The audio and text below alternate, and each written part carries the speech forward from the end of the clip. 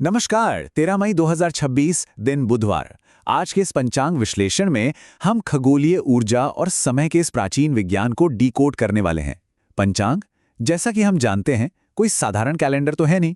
ये समय और ब्रह्मांड की ऊर्जा को मापने का एक बेहद सटीक नक्शा है। तो आइए माइक्रो से माइक्रो की ओर चलते हैं और आज के दिन की पूरी खगोलीय संरचना को गहराई से समझते हैं। आज के हमारे इस विश्लेषण को हमने 5 हिस्सों में बांटा है। शुरुआत करेंगे ज्योतिषीय आधार से, फिर बात होगी तिथि, नक्षत्र और योग की। इसके बाद जानेंगे आज के अनुकूल समय, किन अशुभ समयों से बचना है, और अंत में त्योहारों और कुछ खास उपायों पर चर्चा करेंगे। चलिए शुरू करते हैं। तो आइए पहले खंड की ओर बढ़ते हैं, ज्योतिषीय आधार यानी आज के खगोलीय युग को समझना। अगर हम पारंपरिक कालखंड पर नजर डालें तो इस समय विक्रम संवत 2083 चल रहा है, शक संवत 1948 है और कलयुग का 5128वां वर्ष। ग्रीष्म ऋतु है और सूर्य देवता का उत्तरायण चल रहा है। चंद्रमास की बात करें तो पूर्णिमांत के हिसाब से ये ज्येष्ठ का महीना है, जबकि अमावस्यांत और सूर्य संक्रांति के अनुसार वैशाख का। और हाँ, अभी कृष्ण पक्ष यानी डार्क फोर्टनाइट चल रहा है। अब दिन को संचालित करने वाले मुख्य ग्रहों सूर्य और चंद्रमा की स्थिति देख लेते हैं। सूर्य मेष राशि और कृतिका नक्षत्र में है, जिनका उदय सुबह 5:31 पर और अस्त शाम 7:03 पर होगा। वहीं चंद्रमा मीन राशि में गोचर कर रहे हैं, जिनका चंद्रोदय देर रात 3:18 पर और चंद्रास्त दोपहर 3:22 पर होगा। ये सटीक समय बहुत क्रूशल हैं, क्योंकि इन्हीं से हमारे आज के सारे मुहूर्त तय होते हैं। आगे बढ़ते हैं दूसरे खंड की तरफ। तिथि, नक्षत्र और योग, जो हमारे दैनिक आधार स्तंभ हैं। आज सुबह की शुरुआत एकादशी तिथि के साथ हो रही है, लेकिन ध्यान दें, ये सिर्फ सुबह 8:54 तक ही रहेगी। उसकी ठीक बाद द्वादशी लग जाएगी। अब एकादशी के इष्ट देव विश्वदेव माने जाते हैं, जबकि द्वादशी शुरू होते ही ये ऊर्जा भगवान विष्णु को समर्पित हो जाती हैं। आप देख सकते हैं कि खगोलीय ऊर्जाएं दिन में कितनी तेजी से शिफ्ट होती हैं। नक्षत्रों की बात करें तो रात 8:36 तक उत्तरा भाद्रपद नक्षत्र का प्रभाव रहेगा। इसके इष्ट देव भगवान रुद्र के ही एक स्वरूप अहिर्भुदनीय है। ठीक 8:36 के बाद नक्षत्र बदलकर रेवती हो जाएगा, जिसके देवता पूषा हैं। यानी शाम ढलते ढलते आकाशगंगा का ये बदलाव रात की पूरी वाइब को एकदम बदल देगा। करण और योग जैसे जो सूक्ष्म तत्व हैं, वो भी दिन भर लगातार बदलते रहते हैं।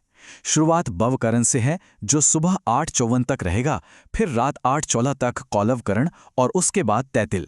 इनके इष्ट देव क्रमशः ब्रह्मा जी, सूर्य के मित्र रूप और अर्यमा हैं। योग की बात करें तो शाम 5:33 तक विषकुंभ योग है और उसके बाद आ जाएगा प्रीति योग। है ना, एकदम डायनामिक। अब आते हैं तीसरे और बहुत ही प्रैक्टिकल खंड पर, अनुकूल समय और कार्य।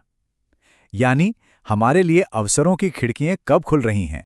पूरे दिन के कुछ बहुत खास मुहूर्तों को नोट कर लेते हैं। सुबह 4:07 से 5:31 तक रहेगा ब्रह्म मुहूर्त। स्नान, ध्यान या स्टूडेंट्स के लिए फोकस करने का ये एकदम परफेक्ट समय है। आज बुधवार है तो पारंपरिक रूप से अभिजीत मुहूर्त नहीं रहेगा, पर कोई बात नहीं। दोपहर 2:32 से 3:27 के बीच विजय मुहूर्त है, जो लीगल काम या डॉक्यूमेंटेशन के लिए बेस्ट है।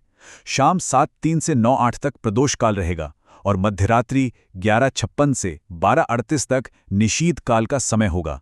गोधूली मुहूर्त, जो कि शाम 6:51 से 7:15 तक का एक छोटा सा विंडो है, इसके नियम बड़े स्पष्ट हैं। इस वक्त बस शांत मन से चिंतन करें और दीपक जलाएं।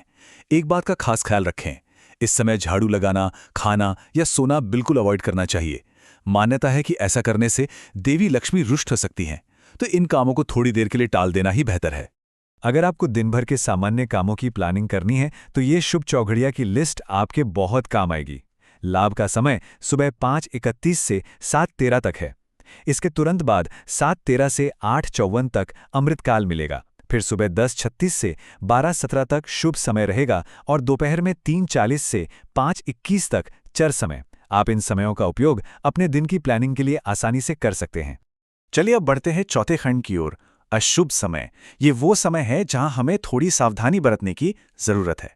दिन में कुछ समय ऐसे भी होते हैं जब नए या शुभ काम शुरू करने से बचना चाहिए।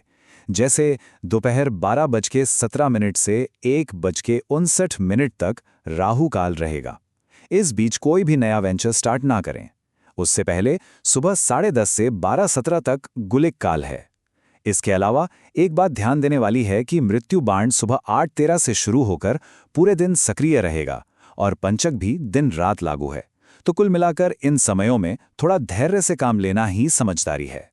दिशाशूल की बात करें तो बुधवार को उत्तर दिशा में यात्रा करने की मनाही होती है, लेकिन अगर जाना बहुत ही जरूरी हो तो हमारी परंपराओं में इसका एक बहुत ही दिलचस्प उपाय या वर्कअराउंड भी है। पहला कदम, चेक करें कि आपकी कौन सी नासिका यानी नॉस्ट्रिल से सांस ज्यादा फ्रीली चल रही है। दूसरा, घर की दहलीज से बाहर निकलते समय वही पैर पहले बाहर निकालें। और तीसरा, थोड़ा सा धनिया खाकर निकलें और कुछ दाने अपनी जेब में रख लें। है ना काफी इंटरेस्टिंग। आखिर में आते हैं हमारे 5वें और अंतिम खंड पर, त्योहार और कुछ विशेष उपाय जिनके साथ हम आज के दिन का समापन करेंगे। हमारे पंचांग की खूबसूरती उसकी सांस्कृतिक विविधता में है। आज आमतौर पर अचला एकादशी का व्रत रखा जा रहा है, लेकिन देखिए, उड़ीसा में इसी दिन को जल क्रीड़ा एकादशी के रूप में मनाया जाता है और वहीं पंजाब में ये भद्रकाली एकादशी है। एक ही खगोलीय घटना, लेकिन उसे सेलिब्रेट करने के तरीके और नाम बिल्कुल अलग। एक बहुत ही खास अवधारणा है अग्निवास की, जिसे समझना आज बहुत जरूरी है। आज के दिन अग्नि का वास पृथ्वी पर है। पारंपरिक नजरिए से अगर देखें तो ये एक बेहद शुभ स्थिति मानी जाती है। कहा जाता है कि ये पूरे दिन और रात के लिए सुख, समृद्धि और एक कमाल की पॉजिटिव एनर्जी लेकर आती है। तो अब बात करते हैं आज के महा उपाय की। बुधवार का दिन है, इसलिए आज गौमाता को हरा चारा जरूर खिलाएं। और जो भी स्टूडेंट्स हमें सुन रहे हैं, उनके लिए खास सलाह है, अपने किसी जरूरतमंद सहपाठी को एक हरे रंग का पेन दान करें। पारंपरिक रूप से माना जाता है कि ऐसा करने से आपकी एकाग्रता बढ़ती है और करियर में अच्छी खासी सक्सेस मिलती है। इसी के साथ हमारा आज का ये विश्लेषण खत्म होता है, पर जाते जाते एक सवाल छोड़कर जा रहा हूं। जब हम अपने रोजमर्रा के कामों को इतने प्राचीन और जटिल खगोलीय कैलेंडर के साथ सिंक करते हैं, तो क्या समय को देखने का हमारा आधुनिक नजरिया पूरी तरह बदल नहीं जाता? क्या हम समय की गहराई को कुछ और बेहतर तरीके से समझ सकते हैं? इस पर विचार जरूर कीजिएगा। समय के इन रहस्यों को समझने के लिए हमारे साथ जुड़ने हेतु बहुत बहुत धन्यवाद। हमेशा सीखते रहें।